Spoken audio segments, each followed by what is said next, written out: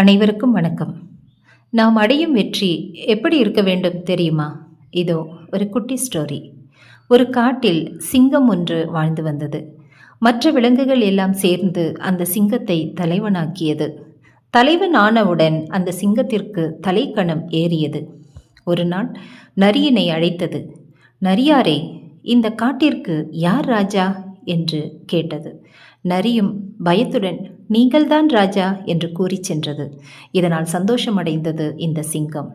அடுத்து ஒரு மானினை அழைத்தது. ஏ மானே, இந்த காட்டிற்கு யார் ராஜா என்றது. மானும் நீங்கள்தான் ராஜா என்று கூறி சென்றது. அடுத்து பெரிய தந்தங்களுடன் யானை ஒன்று வந்து கொண்டிருந்தது. இந்த யானையிடம் சிங்கம் சென்றது. யானையாரே, இந்த காட்டிற்கு யார் ராஜா என்று கேட்டது.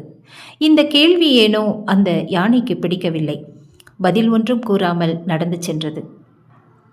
மீண்டும் இந்த சிங்கம் யானையின் முன்னே சென்று, யானையாரே, இந்த காட்டிற்கு யார் ராஜா என்று சொல்லிவிட்டு போங்கள் என்று கூறியது.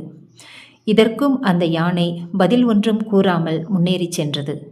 மீண்டும் இந்த சிங்கம் யானையின் முன்னே போய் நின்றது. யானைக்கு மிகுந்த கோபம் ஏற்பட்டு சிங்கத்தை பிடித்து தூக்கி எறிந்தது. மிகுந்த வலியுடன் கீழே விழுந்த அந்த சிங்கம் தலையை மட்டும் தூக்கி, கேள்விதானே கேட்டேன் என்றது. அந்த யானையும் நானும் பதிலைத்தானே சொன்னேன் என்று கூறி நடந்து சென்றது. குழந்தைகளே, இந்த கதையில் இருந்து நாம் 2 விஷயங்களை தெரிந்து கொள்ளலாம். ஒன்று, எவ்வளவு வெற்றி அடைந்தாலும் நாம் தன்னடக்கத்துடன் இருக்க வேண்டும். இரண்டாவது, நாம் அடையும் வெற்றியானது சொல்லில் மட்டுமே இல்லாமல் செயலிலும் இருக்க வேண்டும்.